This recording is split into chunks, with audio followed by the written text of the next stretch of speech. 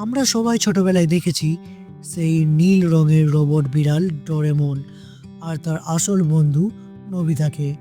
কিন্তু আপনি কি জানেন, ইন্টারনেটে ছড়িয়ে পড়েছে এমন একটি গল্প যেখানে বলা হয় নোবিতা আসলে মারা গিয়েছিল আর ডোরেমন সে ছিল এক কল্পনার সৃষ্টি।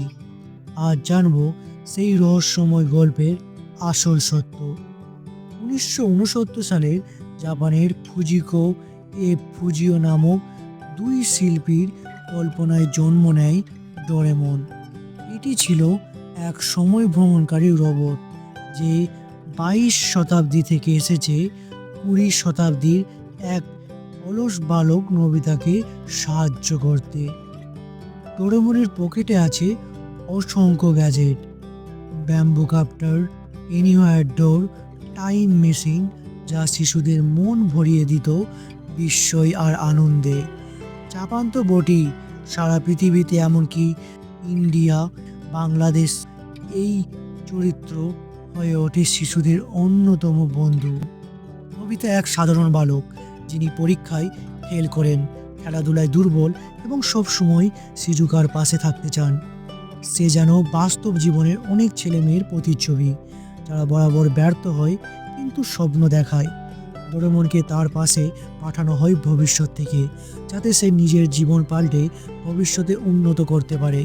কিন্তু এই চরিত্রের ভেতরে লুকিয়ে আছে এক গভীর মানসিক বার্তা। তুমি যত দুর্বলই হও, পাশে যদি একজন বন্ধুর মতো ডোরেমন থাকে, সব কিছুই সম্ভব। 2005 সালের দিকে ইন্টারনেটে ছড়িয়ে পড়ে একটি ভয়ঙ্কর থিওরি।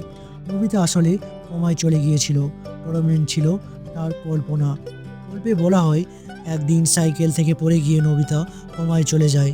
এরপর তার মস্তিষ্কে শুরু হয় এক স্বপ্নের জগৎ, যেখানে আছে এক রোবট বন্ধু যাকে সে নিজেই তৈরি করে তার কল্পনার ভেতরে। আরও বলা হয় এই গল্পের শেষে নোবিতা মারা যায় আর ডোরেমন চিরতরে বন্ধ হয়ে যায়। এই থিওরি এতটাই ছড়িয়ে পড়ে যে অনেক ভক্ত সত্যি ধরে নেয় ডোরেমন সিরিজের শেষটা নাকি অনেক দুঃখজনক।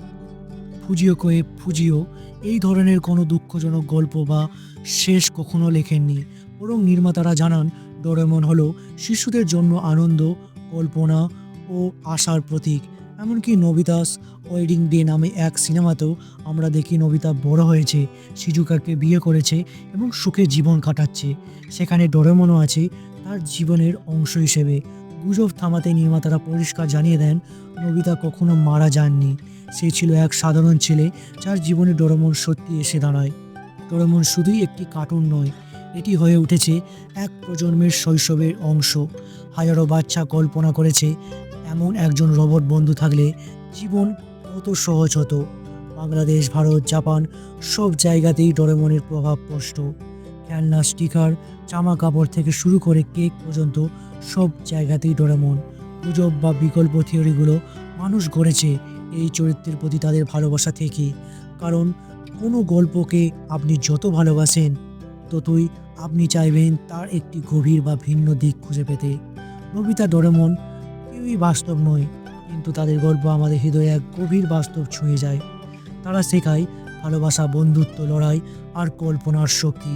গুজব হোক বা না হোক, ডোরেমন আমাদের জন্য থেকে যাবে সেই রঙিন শৈশবের প্রতীক হয়ে, যেখানে ব্যর্থতার মাঝেও ছিল আশা আর একটা ছোট্ট প্রকৃতি লুকিয়ে ছিল শত সম্ভাবনার জগৎ। আপনার কি মনে হয়, নোবিতা কি সত্যিই মারা গিয়েছিল, নাকি সবই ছিল এক কল্পনার সৃষ্টি? নিচে কমেন্ট করে জানাতে ভুলবেন না।